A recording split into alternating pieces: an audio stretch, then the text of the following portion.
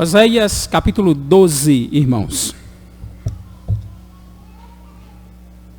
Livro do profeta Oséias, capítulo de número 12.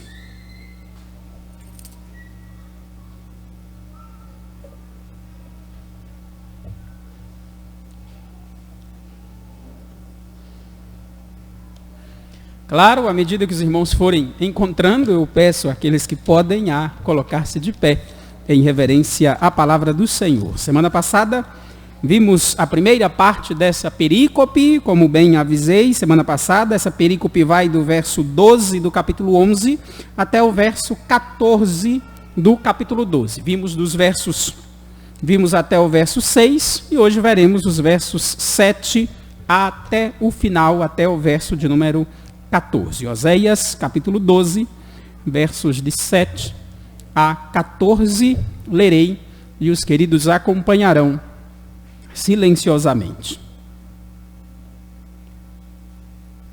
Efraim, mercador, tem nas mãos balança enganosa e ama a opressão, mas diz: contudo me tenho enriquecido e adquiri grandes bens.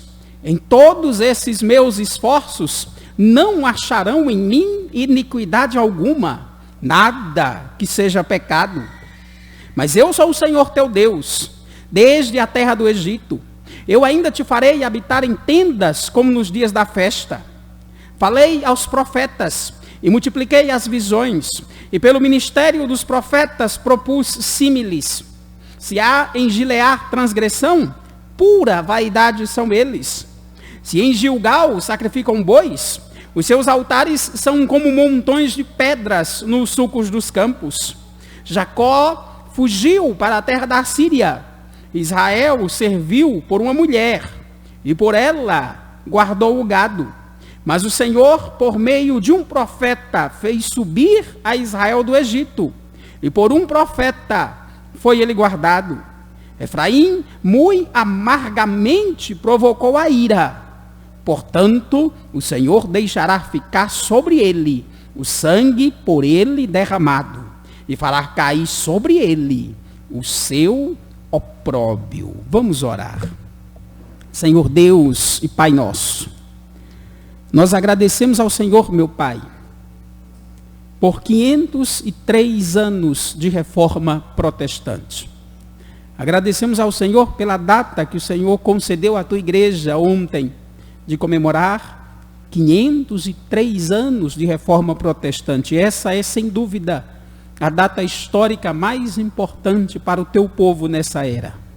Nos lembramos dos homens de Deus que deram as suas vidas para trazer de volta a consciência da tua palavra, para serem instrumentos teus e trazer o teu povo, Senhor, para as Sagradas Escrituras. Nos dá a graça de sermos uma igreja reformada sempre se reformando, sempre voltando aos fundamentos das Sagradas Escrituras. E derrama sobre nós essa noite, Senhor, mais da tua graça. Nos conceda o privilégio de voltar mais uma vez às Escrituras e ouvir a tua santa e poderosa voz no Evangelho de Cristo Jesus. Fala com o teu povo, Senhor. Fala com a tua igreja que aqui se reúne. Em Cristo que nós te oramos. Amém. Podeis assentar. Queridos, lembramos que no início desse oráculo, como vimos semana passada, no início dessa profecia, Oséias se focou em mostrar que aquele povo de Israel da sua época se parecia mais com Jacó antes da conversão do que com Israel, depois que encontrou-se com Deus. Como bem sabemos, Jacó era um mentiroso, enganador, astucioso, e a única coisa que ele conseguiu com isso foi sofrimento. Deus, na sua graça, apareceu a ele em Betel, ali no belo texto da escada que se ligava aos céus, e 20 anos depois, quando ele fugia de Labão, seu sogro, dirigindo a encontrar-se com seu irmão Esaú, Deus apareceu mais uma vez no Zadok, e ali Jacó lutou, e ali Jacó foi quebrado, foi humilhado, chorou e pediu mercê, pediu misericórdia. E deixou de ser um mentiroso, enganador, deixou de ser aquele que luta contra Deus para, por meio da graça, se tornar Israel, aquele por quem Deus luta. Mas embora Deus tenha usado o profeta Oséias para mostrar tudo isso àquele povo, e embora depois de mostrar tudo isso, nós terminamos semana passada com o verso 6, onde onde Oséias exorta o povo à conversão, ao arrependimento, onde Oséias exorta o povo a colocar toda a sua confiança em Deus. Oséias continua a ser usado por Deus nessa mesma profecia ainda, nessa mesma perícope, e agora Oséias vai um pouco mais longe. Se nos versos iniciais ele nos mostrou que o povo da sua época se parece mais com Jacó antes da conversão, do que com Israel, depois se rendeu aos pés do Senhor, Oséias agora vai mostrar que o problema daquele povo é muito mais grave do que se imagina. Oséias vai dizer agora que aquele povo se parece mais com os cananitas do que com os filhos de Israel.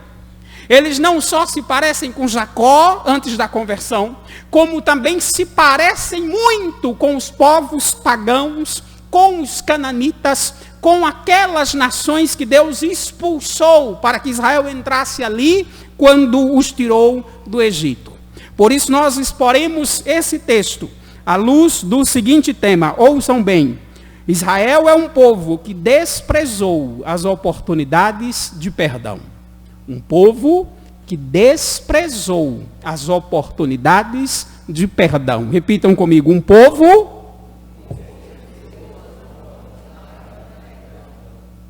Não ficou bom, irmãos. Um povo... Isso é o ímpio. Um povo que despreza as constantes oportunidades de perdão. Um povo que vira as costas para todas as oportunidades que Deus nos dá, para que se arrependam e voltem-se para Cristo. Esse é o povo de Israel, e esses são muitos nos nossos dias. É por isso que é difícil passar por esse texto, por esse capítulo 12 de Oséias, sem se lembrar, irmãos, do que Jesus Cristo diz. Jesus, ali em Jerusalém, certa vez, em Mateus, no capítulo 23, diz: Jerusalém, Jerusalém, que matas os profetas e apedrejas os que te foram enviados. E acrescenta: quantas vezes quis eu reunir os teus filhos como galinha ajunta os teus pintinhos debaixo de suas asas, e vós não o quiseste. Esse é o povo de Israel. Um povo que perde todas as oportunidades de perdão. Um povo que, como qualquer nação ímpia, como qualquer pessoa ímpia, vem para a igreja, ouve a Escritura, ouve a palavra de Deus, mas entra aqui e sai aqui. Não há arrependimento verdadeiro, não há fé verdadeira, não há quebrantamento. Assim é Israel.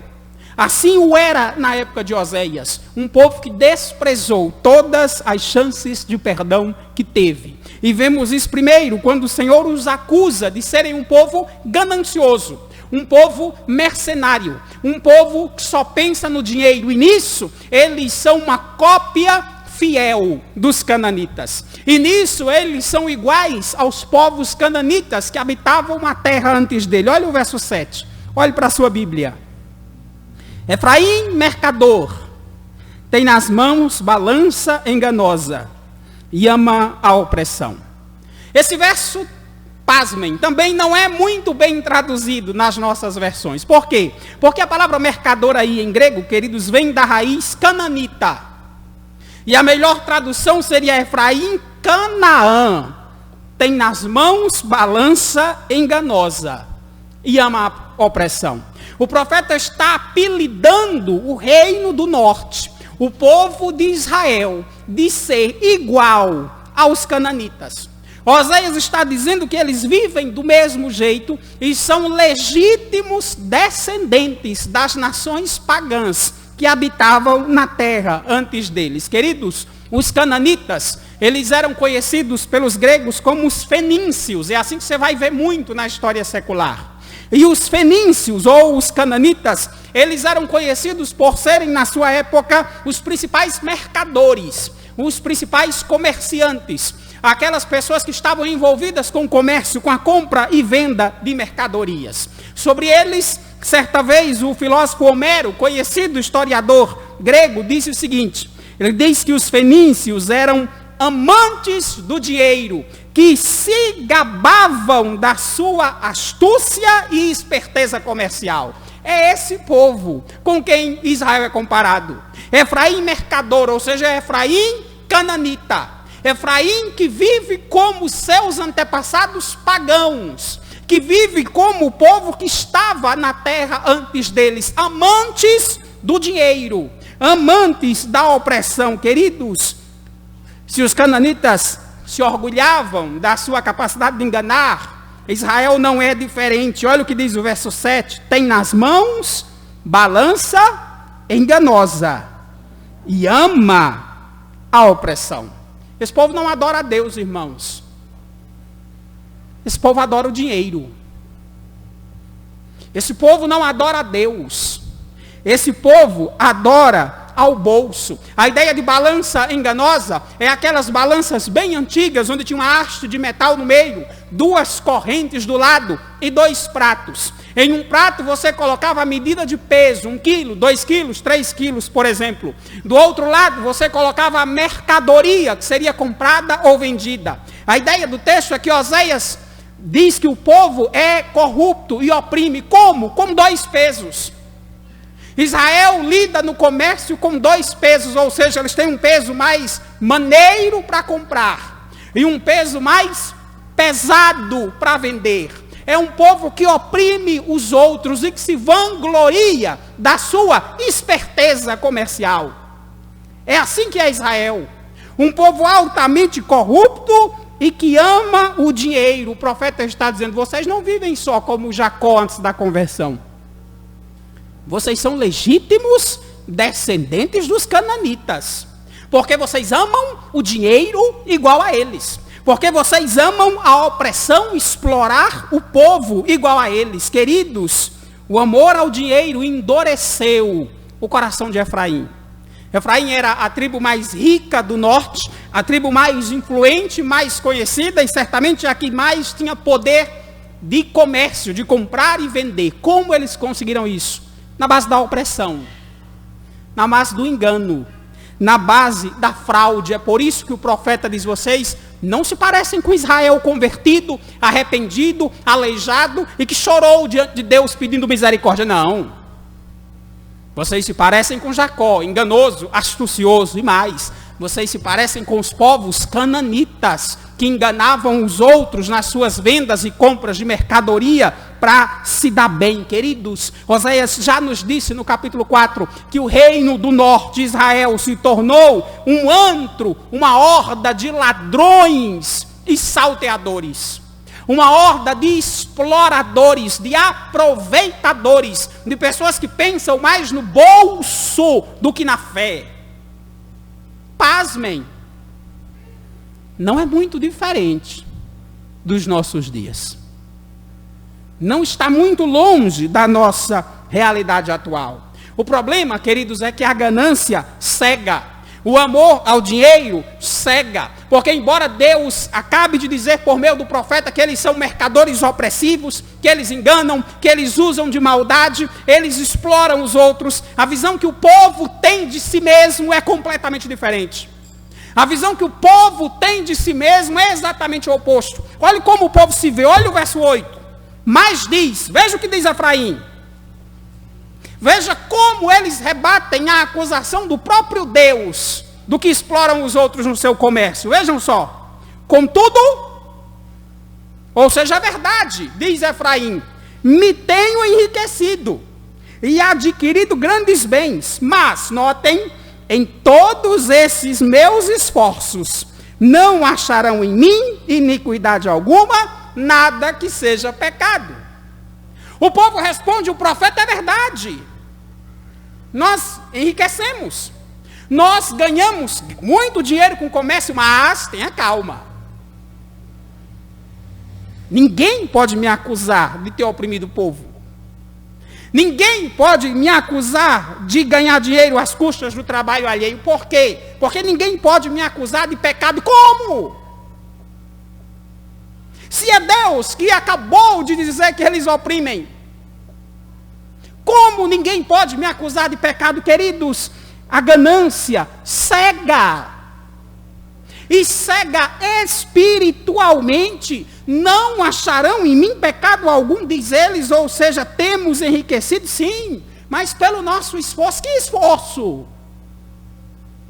Explorar os pobres e necessitados do país, queridos? Essa é a justificativa de todos aqueles que enriquecem às custas do trabalho alheio. Essa é a justificativa de todos aqueles que exploram os seus funcionários ou que não pagam impostos. Temos enriquecido, sim, diz Efraim, pelo nosso esforço, mas não temos pecado nenhum. Preciso dizer que essa é a ética dos jesuítas, era a mesma ética dos padres jesuítas. É a ética de Efraim. Sabe qual é?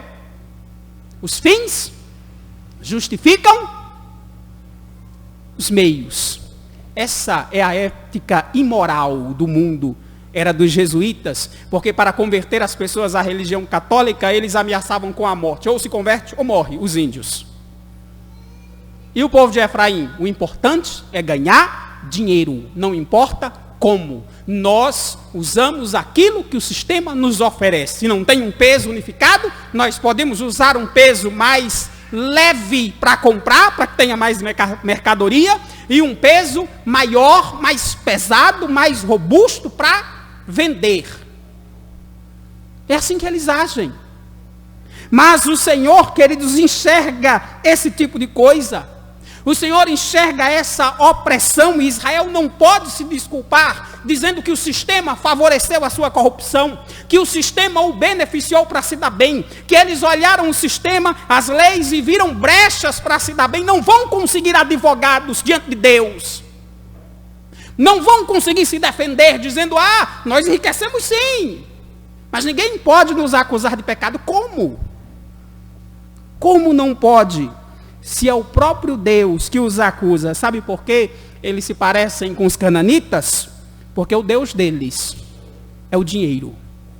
O vetor que governa a sua ética é o lucro, não importa como. Eles mesmos assumem no verso 8 que enriqueceram. Enriquecemos sim, mas tenha calma. Não oprimimos ninguém, oprimiram. Oprimiram e foram desleais com isso. Queridos, eles são incapazes de enxergar o seu pecado. E assim o é todo o idólatra. E assim o é todo que faz do dinheiro o seu Deus. Ninguém pode me acusar de pecado. Como é que não pode? Se a própria Escritura os acusa. Israel é um povo que desprezou todas as oportunidades de arrependimento. Porque ao invés de reconhecer a sua opressão sobre o povo e implorar o perdão do Senhor aqui, eles se justificam, se defendem e usam o sistema como atalho para o pecado. Mas Israel é um povo que perdeu as oportunidades de arrependimento, queridos, que desprezou as chances de perdão. E vemos isso quando o Senhor os ameaça com o juízo. Olhe para a sua Bíblia, olhe o verso 9.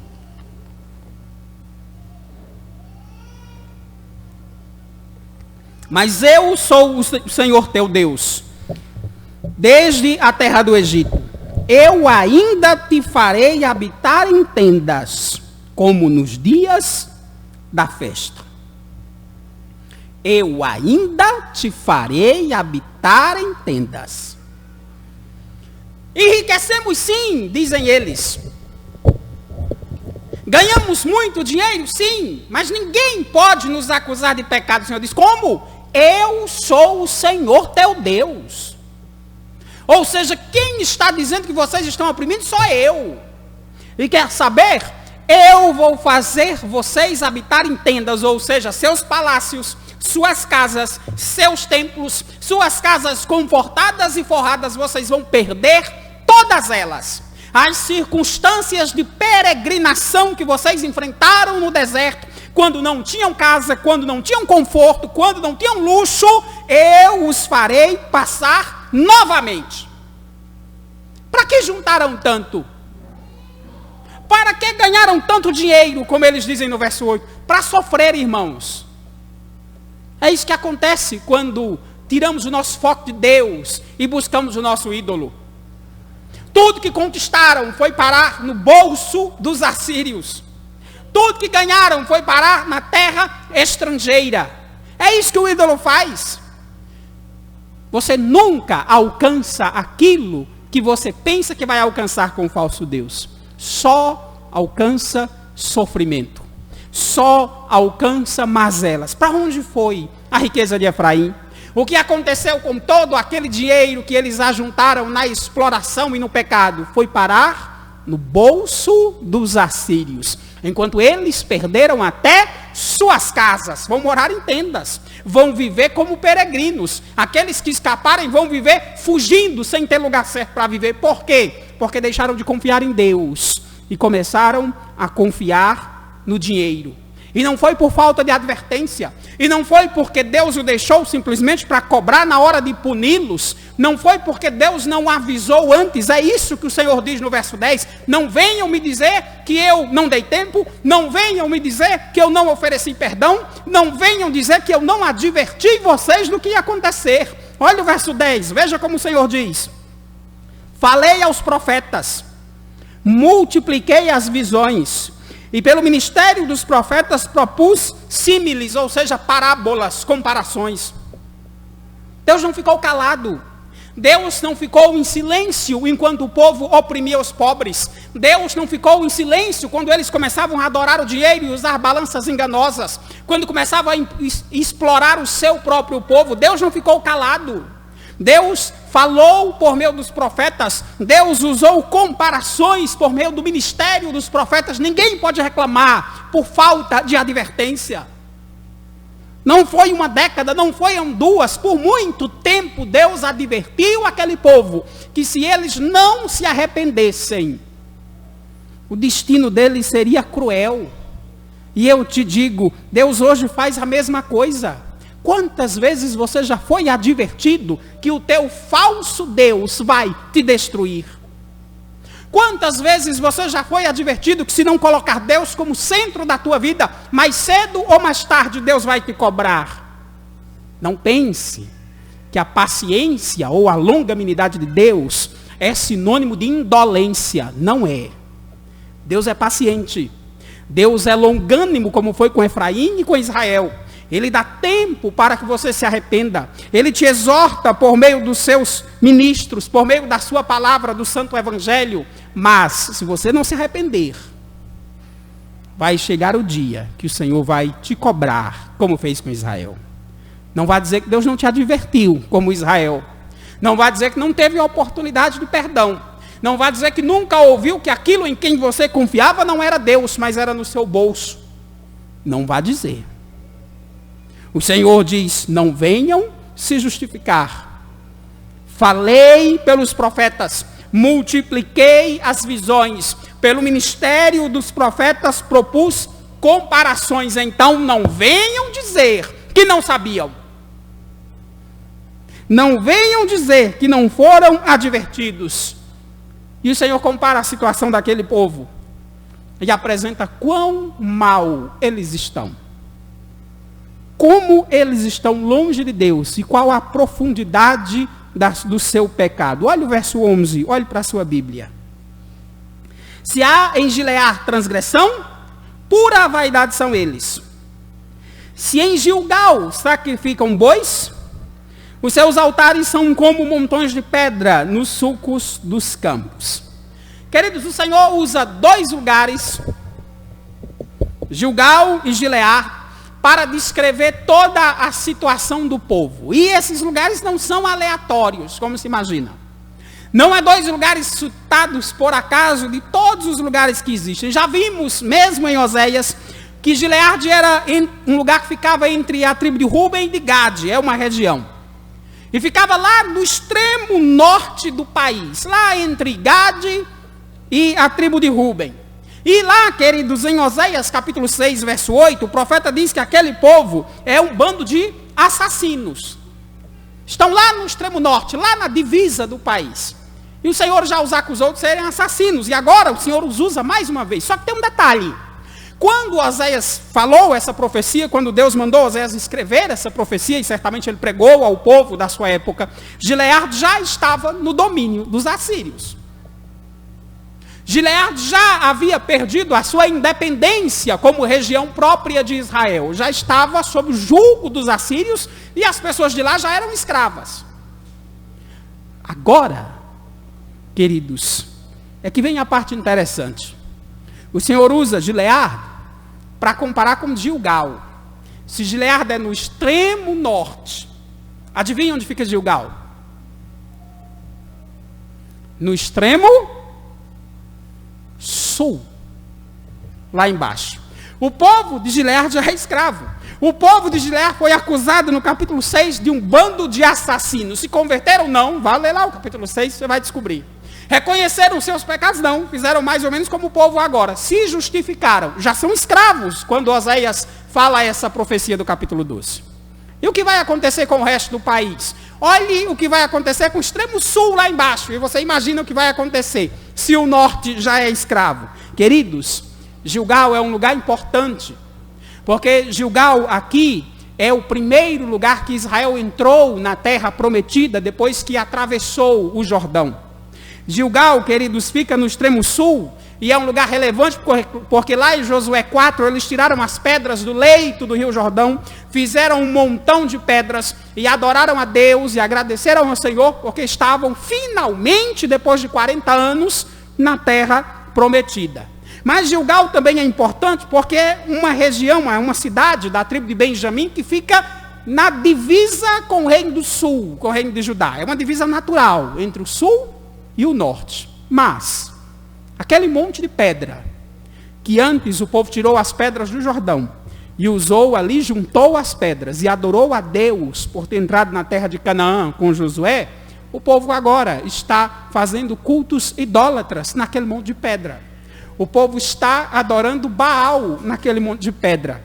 E olha como o Senhor descreve o terrível fim que os espera. Olha o verso 11. Se em Gilgal sacrificam bois e sacrificam, os seus altares são como um monte de pedras nos sulcos dos campos. Sabe o que é isso? Ironia.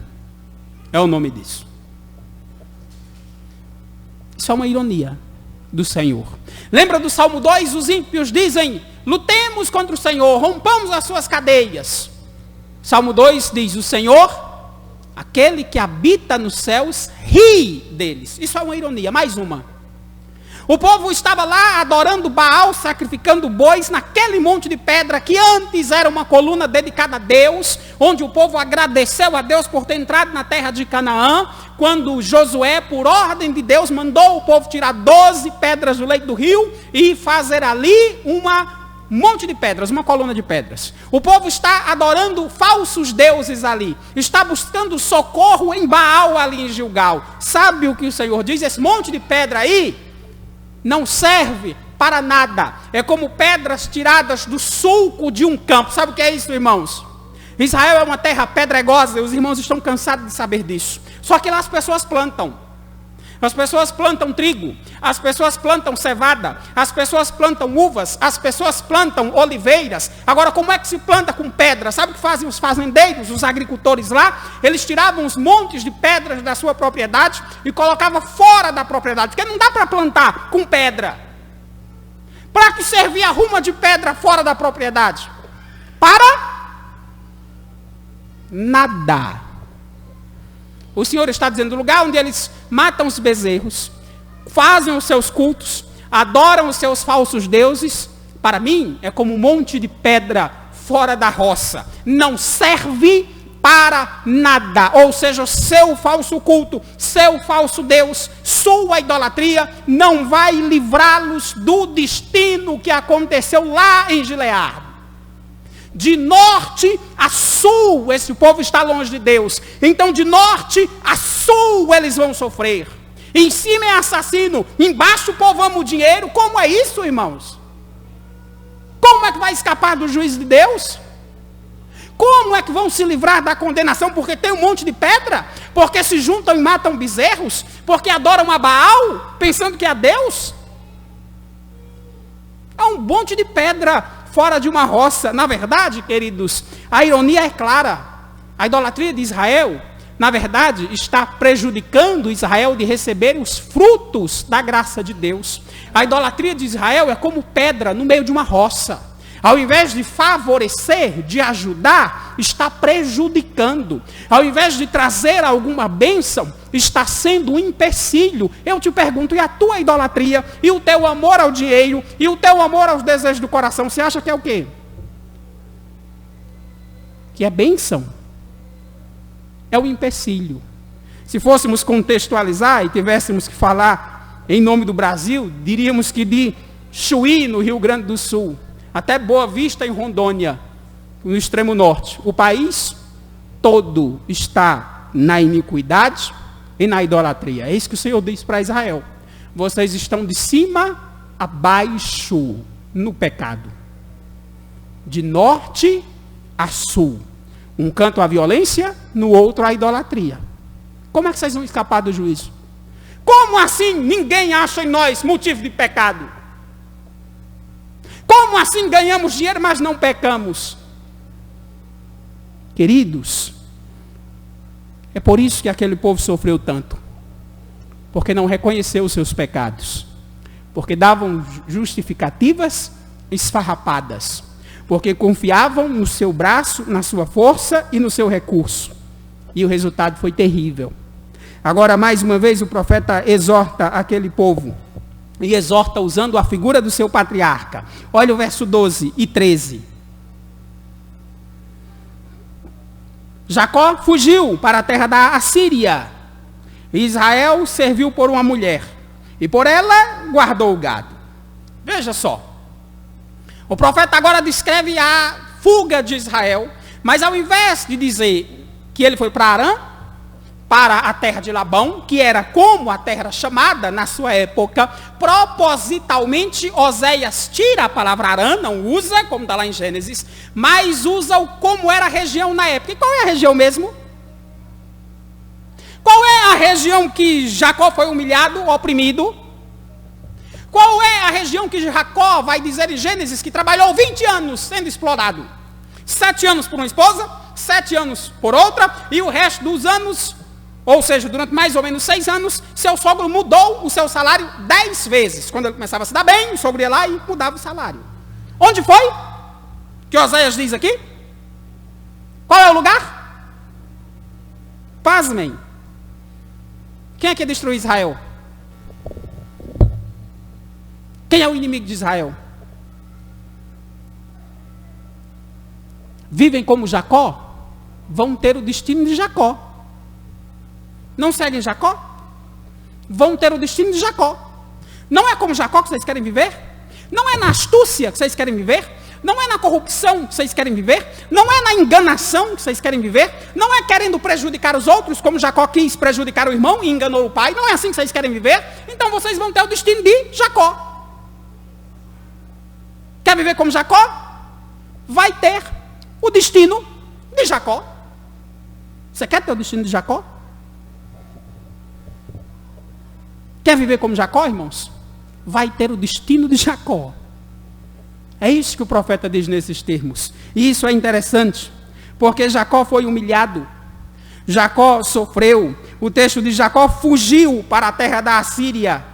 E Israel serviu por uma mulher, e por ela guardou o gado. Queridos, as ações de Jacó o levaram ao medo, ao exílio e à virtual escravidão. Ele trabalhava para Labão, seu sogro, em uma virtual escravidão. Ele mesmo diz isso conversando com Labão. Seu sogro explorou, seu sogro enganou, ele de dia estava cansado, de noite não dormia para cuidar das ovelhas, porque queria para si uma mulher. Tudo que ele sofreu foi culpa dele. Foi culpa dele. Israel vai sofrer com os assírios por culpa de quem mesmo? Quer parecer com Jacó, vai ter o destino de Jacó, irmãos. Agora quer humilhar-se diante de Deus, quer suplicar o perdão do Senhor, será recompensado. Olha o verso 13. Mas o Senhor, por meio de um profeta, fez subir a Israel do Egito, e por um profeta foi ele guardado. O que Israel conseguiu para si mesmo foi sofrimento, foi humilhação, foi escravidão. Mas, o que foi que Deus fez pelo seu povo? O contrário. Se Jacó por si mesmo se tornou escravo, foi humilhado, oprimido e sofreu duramente por causa dos seus pecados, Deus os livrou da escravidão. Deus os tirou do jugo do Egito. E não foi difícil, porque Deus usou um profeta para isso. Um profeta semelhante aos profetas que eles estão ridicularizando. Um profeta semelhante a Oséias, que o povo diz no capítulo 9 que é um louco, que é um insensato. O que Israel conseguiu para si, o que Jacó conseguiu para si foi sofrimento. Mas o que o Israel humilde, que chegou diante de Deus e chorou e pediu misericórdia, o que foi que Israel conseguiu? Libertação da escravidão. Queridos, a lição é clara. A confiança de Jacó na sua própria astúcia o levou ao exílio, ao sofrimento, à humilhação. Mas o tratamento que o Senhor deu ao seu povo trouxe salvação, livramento e preservação. Essa é a mensagem do profeta para aquele povo. Vocês se parecem com Jacó. Vocês se parecem com os cananitas. Agora vejam qual foi o destino de Jacó. Qual foi o destino dos cananitas. Os cananitas foram expulsos da terra, porque a palavra de Deus diz que o pecado deles encheu a medida da ira de Deus. Jacó foi humilhado, foi oprimido, sofreu por causa da sua astúcia. Mas o Israel humilde no Egito, o Israel que creu na palavra de Deus por meio de Moisés, o Israel que confiou em Deus, foi salvo da opressão. Eu te pergunto, e você? Vai pôr a tua fé em Cristo? Ou vai viver pelo teu próprio nariz? Vai ouvir a Escritura? Ou vai ouvir o teu coração? Ah, faça o que o seu coração mandar, faça. O seu coração é enganoso, corrupto, e a Bíblia diz que ninguém o conhece. Faça o que o seu coração manda. Você vai descobrir o que vai acontecer com você. É por isso que o profeta termina da seguinte forma, verso 14. Efraim, muito amargamente, provocou o quê? A ira. Portanto, o Senhor deixará ficar sobre ele o sangue por ele derramado. Eram assassinos. Agora vão receber na justa medida. E farei cair sobre ele o seu opróbrio, a sua vergonha, a sua miséria, a sua humilhação. Queridos, Israel não ouviu a palavra do Senhor. E o resultado foi sofrimento. E eu te pergunto, e você? Vai ouvir a voz do Senhor? Ou vai viver parecendo com Jacó, astucioso, enganador e mentiroso? Vai humilhar-se diante de Deus, vai pôr Jesus no centro da tua vida, ou prefere viver como os cananitas, que amavam o dinheiro? Aquele povo desprezou as ofertas de perdão e de arrependimento. Não faça o mesmo. Não siga o mesmo caminho, porque nem a palavra de Deus mudou. Muito menos Deus também não mudou. Que outras aplicações podemos trazer para as nossas vidas? Eu quero que você dê uma olhada rapidinho no verso 8. Olhe para a sua Bíblia. Olha o que diz o povo. O profeta diz, vocês são enganadores, vocês vivem como os cananitas, vocês oprimem, vocês são os mercadores que só pensam no seu bolso. Isso diz o profeta, pregando a palavra de Deus no verso 7. Agora veja o que o povo responde. Olhe só como a idolatria cega. Olhe como o amor ao dinheiro cega. Olhe só. Contudo me tenho enriquecido. Ou seja, é verdade. Eu tenho mesmo me enriquecido. Adquiri grandes bens. Mas, notem só. Em todos esses meus esforços, não acharão em mim iniquidade alguma, nada que seja pecado. Isso é presunção demais, irmãos. É muita presunção. A palavra de Deus diz, isso é pecado, e o cidadão dizer, não, não é, eu quero fazer. Sabe o que é de assustar? Muita gente faz o mesmo hoje. Isso é pecado, não, mas eu quero fazer. No caso de fulano era pecado, no meu não. É muita presunção. Não acharão em mim pecado algum, ora não vai aceitar, queridos. Infelizmente há muitos que vivem como Israel.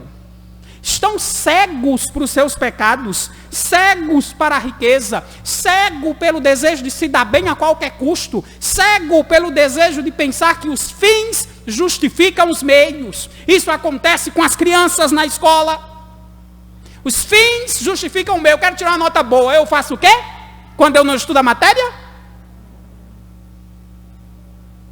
O que é que se faz?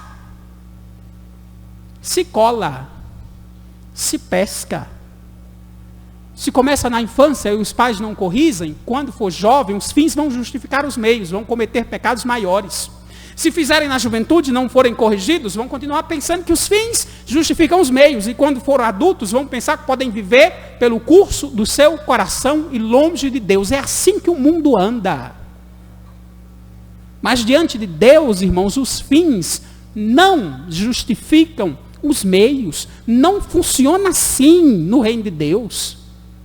Não funciona dessa maneira com o Senhor. Muitos estão tão cegos para o seu amor à riqueza, ao sucesso, que não notam isso. Muitos já trocaram Deus pelo dinheiro. E aí você vai perguntar, pastor, como eu sei que troquei Deus pelo dinheiro? É fácil de responder, viu? Se engane não, não é difícil não. Como eu sei que troquei Deus pelo dinheiro? É fácil.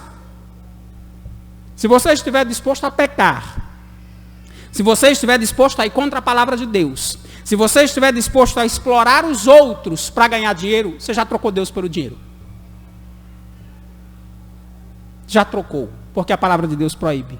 Como eu sei que troquei Deus pelo dinheiro? É fácil. Se você é infiel nos dízimos e ofertas, você já trocou Deus pelo dinheiro.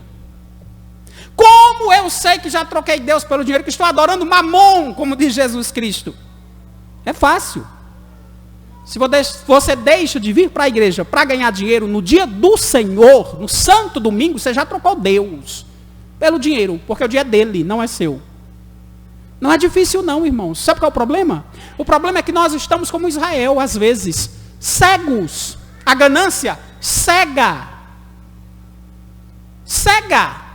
A gente sabe que é pecado, mas quer se justificar. Israel diz, não, eu ganhei dinheiro mesmo. Mas espera aí. Não tem culpa. Se não tem uma regra para todos os povos, usar a mesma medida.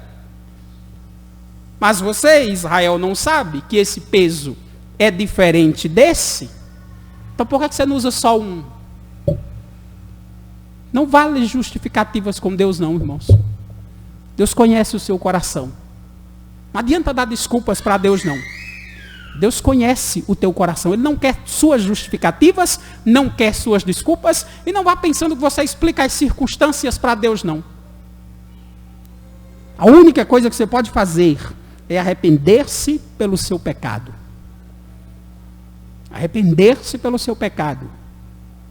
Confiar na graça do Senhor e mudar a sua atitude. Não vale desculpa com Deus, não. É interessante porque quando o povo diz, ninguém acha em mim pecado algum, como é que o Senhor responde no verso 9? Eu sou Deus. Você está pensando o quê? Vai dizer a mim que ninguém acha pecado em vocês? Se eu estou dizendo que acha, diz o Senhor, vai dizer o quê? Eu sou Deus. Ele conhece o teu coração, irmãos. Tua justificativa não cola. Tua justificativa serve para o pastor, para o conselho, para a igreja, para a sua família, até para você mesmo, porque o coração é enganoso. Mas para Deus não funciona. Quando você abre mão de ouvir a palavra de Deus, quando você abre mão de tentar colocar a tua vida diante das Escrituras, quando você para de julgar tudo na tua vida, o teu trabalho, a tua forma de viver pela palavra de Deus e pensa que pode viver em qualquer área de acordo com a tua vontade e não conforme as Escrituras, você está trocando Deus, seja pelo dinheiro, seja pelo sucesso, seja pelo prazer, seja pelo sonho ilusório mundano de ser feliz longe de Deus. Sempre que você tenta trilhar a sua vida longe da Escritura, você está se tornando idólatra. Só muda o nome do ídolo, mas no final é um só. Você mesmo. Você mesmo. Olhe para o verso 10. Veja como o Senhor não nos deixa sem advertência. Falei aos meus profetas, multipliquei as visões, E pelo ministério dos profetas propus símiles. A primeira coisa que se destaca aqui, que é maravilhoso, é uma coisa que o mundo não engole. Os profetas falavam a palavra de Deus. Isso aqui não é um livro de homens. Não é a vontade do homem. Não é palavra de homens. O Senhor diz, falei aos profetas, multipliquei as visões. E pelo ministério dos profetas, ou seja, com a vida deles, eu ainda propus a vocês comparações, parábolas, símiles. Ou seja, quem falou Oséias? Não, Deus. Quem falou Jonas? Não, Deus. Quem falou Amós? Não, Deus. Agora, te pergunto, como é que o povo tratava os profetas?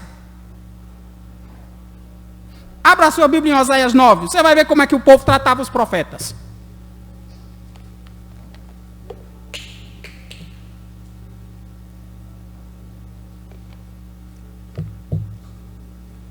Oséias 9, verso 7.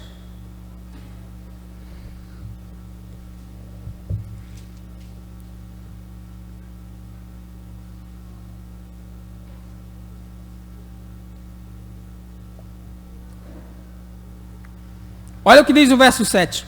O seu profeta é o quê? O quê? O quê? O insensato. O homem de espírito é o quê? Quem falava?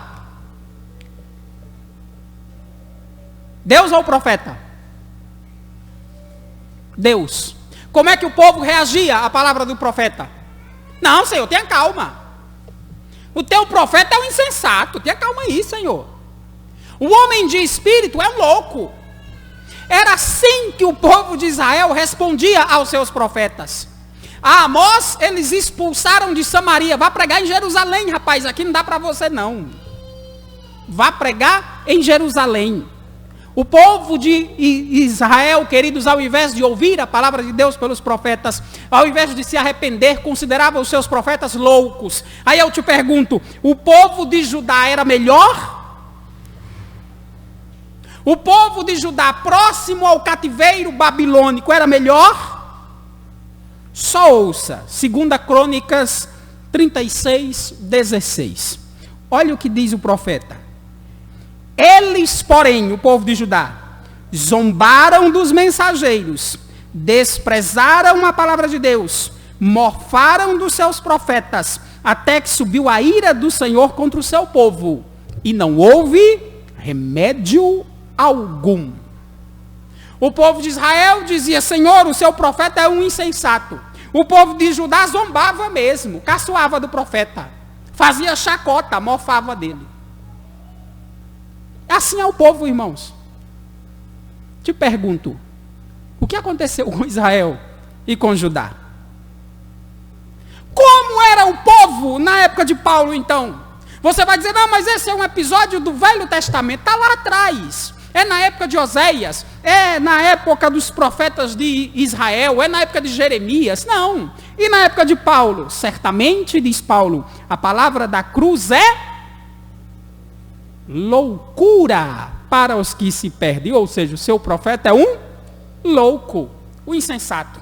A pregação deles é louca, é insensata. Mas Paulo termina, mas para nós que somos salvos, é o poder de Deus. Queridos, é próprio dos ímpios desprezar a palavra de Deus. É próprio dos ímpios acusar os profetas de loucos, de radicais, de viverem fora da realidade. É próprio dos ímpios zombar da pregação da palavra, mas não se engane. O juízo veio para Israel, para o reino do norte.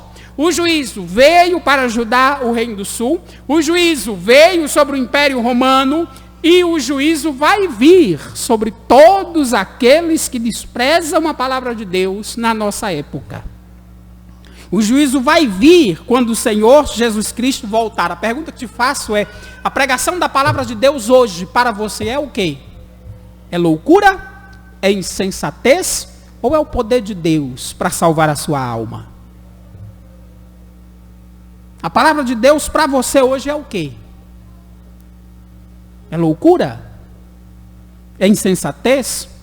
É tolice e perda de tempo, como vimos pela manhã? Ou é o poder de Deus para salvar a sua alma? Queridos, quando os pregadores são fiéis a Deus, os profetas do Velho Testamento e os de hoje, Deus é quem fala na sua palavra. Embora o povo acusasse Oséias de loucura, embora o povo tenha expulsado Amós de Samaria, embora o povo na época de Jeremias o chamasse também de louco, a pergunta que te faço é: a palavra de Deus que você ouve domingo após domingo é o que na tua vida? É autoritativa? É eficaz? É a palavra de salvação para a tua vida? Ou é loucura e insensatez? O que é a Escritura para você? Tem uma última aplicação que precisamos fazer. Não podemos sair desse texto sem fazê-la. Olha o verso 12, queridos. Jacó fugiu para a terra da Síria, e Israel serviu por uma mulher, e por ela guardou o gado. Veja só. Veja que esse acontecimento da vida de Jacó é muito importante, queridos, porque ele nos serve como advertência. Advertência sabe para quê? Para não idolatrar os famosos heróis da fé. Não idolatrar os famosos heróis da fé. Não olhar para aqueles homens do passado como se eles fossem pessoas sem pecados, santas, justas e boas. Não é para olhar desse jeito. É triste e eu me preocupo. Porque muitas vezes as pessoas olham não só para os grandes heróis da fé, mas para modernos pregadores como se aqueles homens fossem infalíveis. O herói da Escritura, queridos, não é Abraão, não é Isaac, não é Jacó, não é Davi, e também não foi mesmo Jefté. A Bíblia só tem um herói. Deus é o único herói. O Senhor é o único e verdadeiro herói da Escritura, é verdade. Ele usou homens poderosamente para abençoar outros, mas esses homens continuaram sendo pecadores, com suas falhas, com suas fraquezas, porque o poder estava em Deus e não neles. Estava na graça de Deus e não no seu esforço ou nos seus feitos. Você não lembra que o povo da época de Jesus idolatrava o seu maior nome nacional. O povo idolatrava o seu ancestral Abraão e pensavam que por ter o sangue de Abraão nas veias, eram filhos de Abraão diante de Deus. Você sabe como Jesus respondeu? Aquele povo tinha o sangue de Abraão nas veias, mas eles não eram filhos de Abraão. Jesus disse: o diabo é que é vosso pai. Não podemos idolatrar os heróis da fé do passado, como também não podemos idolatrar nenhum nome dos nossos dias. Não podemos colocar nossa confiança em homens, irmãos, por mais virtuosos que eles sejam aos nossos olhos, que isso fique bem claro. Porque aos olhos do Senhor todos são pecadores. Deus, na sua graça e misericórdia, Ele usa homens para abençoar o seu povo. Mas esses homens continuam pecadores. O poder, como diz Paulo, não está nos pregadores. O poder está na palavra de Deus. O poder não está nos homens. O poder está no Senhor. Note que propositalmente Oséias mostra o contraste entre a ação de Jacó e a ação de Deus. Não é um elogio a Jacó que tem aqui, se você pensava que era, não. Não é elogio, não. É uma comparação. Veja só o que Jacó conseguiu com a vida deles, que vocês tanto se parecem. E veja o que Deus fez. A pergunta é: vocês querem viver de uma forma que agrade a Deus, ou querem viver como filhos de Jacó? Olha os versos 12 e 13. Israel serviu por uma mulher, por ela guardou o gado. E o Senhor?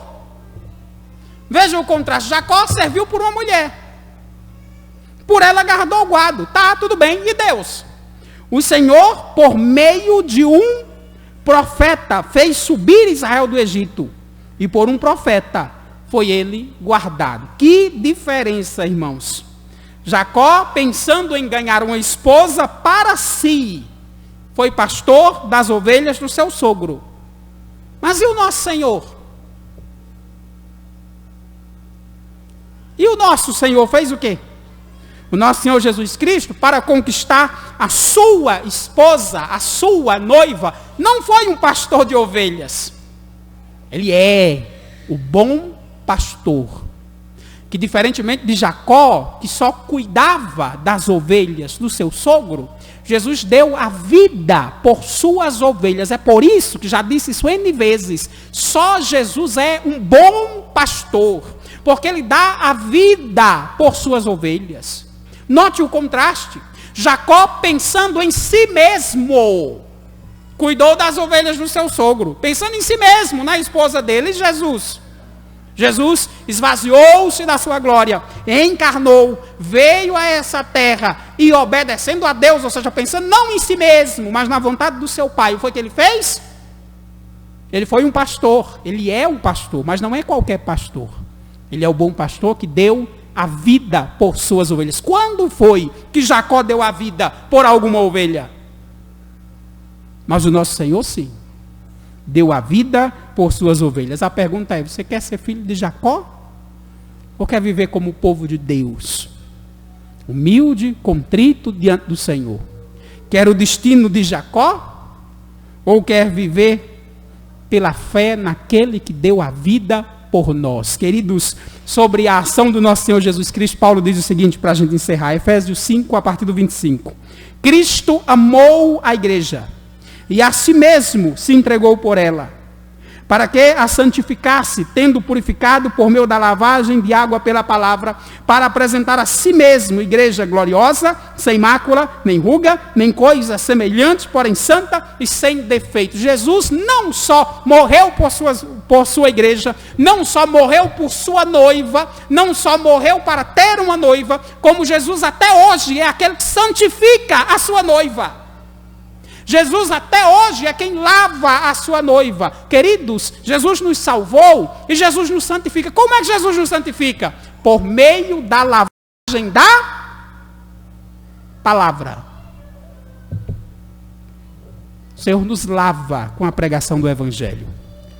Toda vez que ouvimos a palavra do Senhor, toda vez que cremos nela de coração, toda vez que nos arrependemos pelo nosso pecado, o Senhor está nos lavando com a pregação da palavra. Está nos santificando. É por isso que a igreja do Senhor se reúne todo santo domingo, para ser lavado pelo Senhor, para ser lavada pelo Senhor, para ouvir a Escritura e ser avivada espiritualmente. Quem nos santifica é Cristo, e Ele faz isso por meio da sua palavra. O que Jacó fez por si mesmo, Jesus fez por nós, e fez de maneira plena e perfeita. Por isso te digo, não imite Jacó, não imite Israel, mas confie em Jesus Cristo, confie no nosso Salvador, ponha a tua fé em Deus e creia na palavra de Deus, porque é por meio dela que Ele nos lava, que Ele nos santifica. Todo santo domingo o Senhor te dá um banho espiritual com a Escritura.